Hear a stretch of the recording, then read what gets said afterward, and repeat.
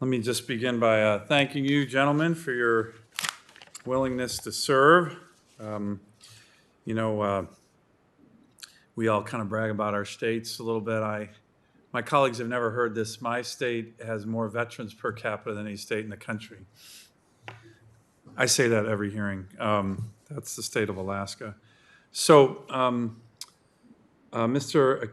Kiwaha, sorry to butcher your name there, sir. I want to talk to you about an important issue to me, but I think it's an important issue for the country. This issue of DoD VA integration.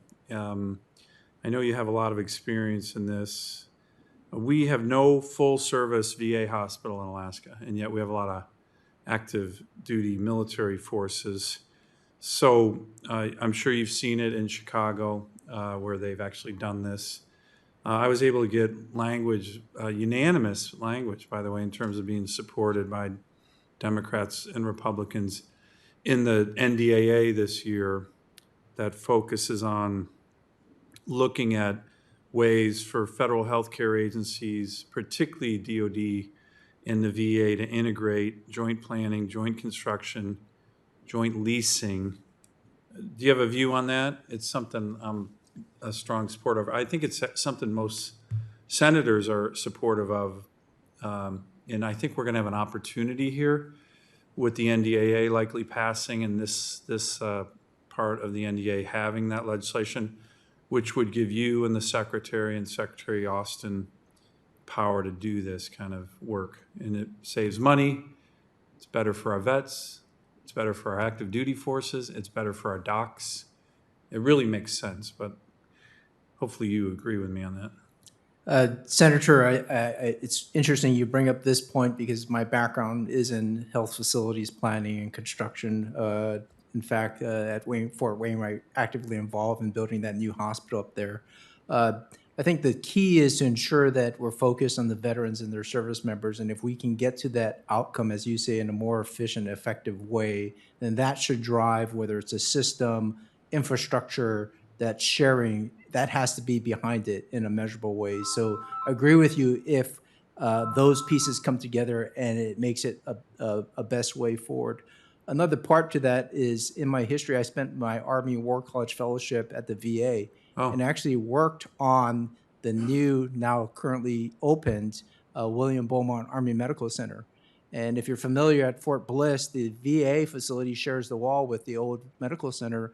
And I worked very hard during that 1 year to try to see if we couldn't bring that together. And it actually led to the continued push for that language so that we could actually do that planning together good. because we're not able to do that planning together. So I Good. have experience in what you described. You've seen that the VA in Anchorage and at JBEar, the military hospital, they actually share a wall, but it's not fully integrated as well. I'm sure you've probably seen that. I actually, unfortunately, have not been to JBER, but would love to be able to see that. And having seen other situations like that, besides just the sharing of the wall and the infrastructure, if we could share the functions and so that it's more integrated, so that as veterans come through, they shouldn't really see, am I seeing a military doctor or am I seeing a VA doctor? Yeah, It should really be seamless to the veterans themselves. great. Thank you for that. And I might ask a couple additional questions. Mr. Rodriguez, First Sergeant Rodriguez, I believe. Thank you for your Marine Corps service. I wanted to ask, I chair the Congressional Veterans Job Caucus with Senator Manchin, who, as you know, is also on this committee. And I'm curious about two things. Your views on opportunities as it relates to the Transition Assistance Program, the TAPS program. You know, in my experience as a Marine, I've been through that a couple times. You know, it's always at the end. Guys are wanting to get out. It's not terribly effective, I don't think. Do you have any views on that, given your Marine Corps experience, but also in general? And then I'm a big fan of the building trades, the unions in Alaska and across the country, the laborers, the Teamsters, the operating engineers, IBEW. All of these unions have really good programs with our active duty forces. across the country in Alaska. How do we integrate their work? We have a couple programs in Alaska where soldiers who are getting out can actually start doing apprentice work with some of these trades unions before they're even done with their active duty service. I actually think it's a great opportunity for our young men and women who are getting out, and it's a much more effective way in some ways than a 2-day TAPS program that, the sergeant is like looking at his watch like, hey, when the hell am I getting out of here? So do you have any thoughts on both of those?